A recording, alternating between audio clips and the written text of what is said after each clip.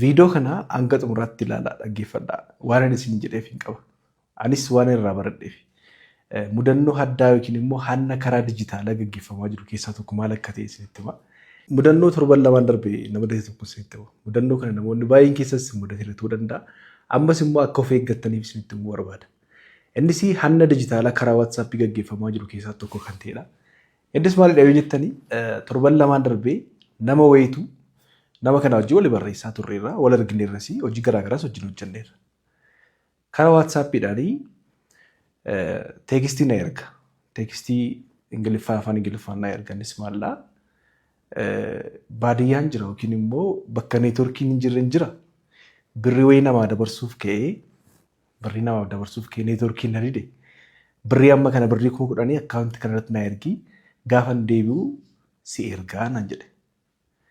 Kanaan dura namni kun akkamitti na gaafachuu danda'e na gaafatee hin beeku yookiin bilbilee na gaafata. Karaa WhatsApp akkamitti na gaafate jennaan bilbilaa fi bilbila irraa kaasuu dide. Karaa WhatsApp jechuudha. Isa booda na shakkii baay'ee shakkiitanii callisee malaale.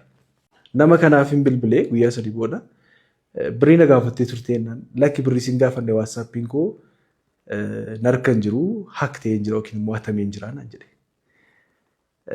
Hubadhaa yeroo sanatti gaa hiriyaa keessan ta'uu danda'a, maatii keessan ta'uu danda'a, namatti dhiyaatan nama shakkine ta'uu danda'a.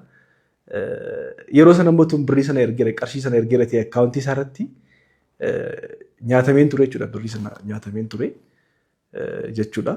Akkamitti wanti kun ta'uu danda'a yoo jettan immoo erga kun ta'e booda immoo torban tokko immoo guyyaa 6 booda waan akkasii karaa WhatsApp namni wayii naa bilbilee.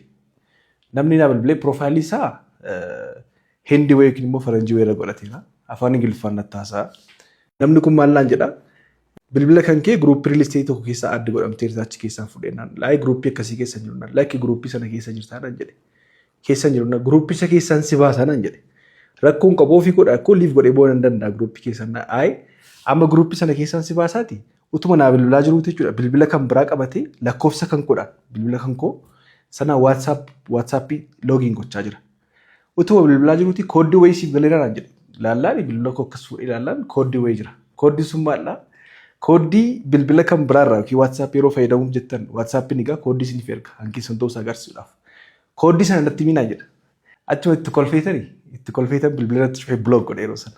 Naagaleeras kam na gochaa jiru. Utuun kooddii sanatti meerte yeroo sanatti bilbila koo maal godhe jechuudha. Bilbila kan biraarraatiin WhatsAppii lakkoofsa koodhaan galee isa booda to'annaa koo jala ba'aa jechuudha wanti sun. To'annaa kun ala ta'a.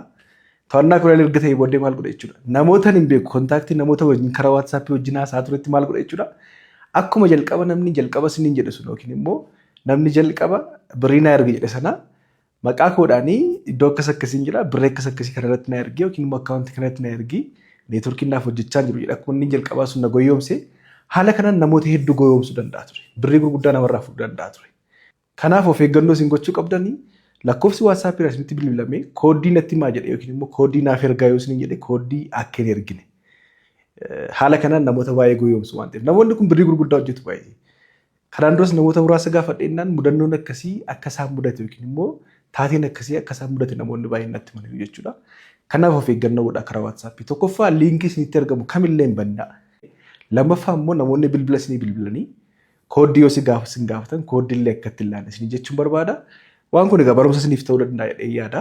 Kanaaf of eeggannoo guddaa godhaa keessattuu karaa WhatsAppidhaaf Telegiraamii hanni akkasii yookiin immoo skaamingiin akkasii baay'inaan gaggeeffamaa jira waan ta'eef of eeggannoo akkasiin gootan jechuun barbaada.